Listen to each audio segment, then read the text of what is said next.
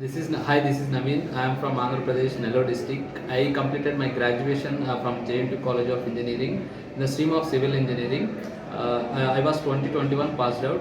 I was joined JSpider on July 7th. I got placed in a company name called Epic Indifi with a package 3 to 5 based on my performance. Here, technical faculty is like very good. I don't know about anything about coding because I am from a non-technical department.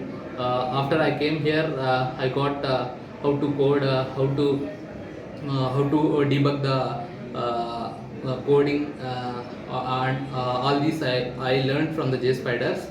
Here they will teach Java from the basic that non-technical department people also can understand.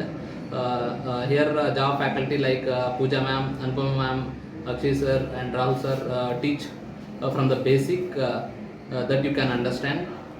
Here each and every HR will support you, and they will be friendly, and they will push you for the requirements until we get placed. I would like to thank each and every HR who supported me and who gave me placement to crack the interview. That's all. That's all.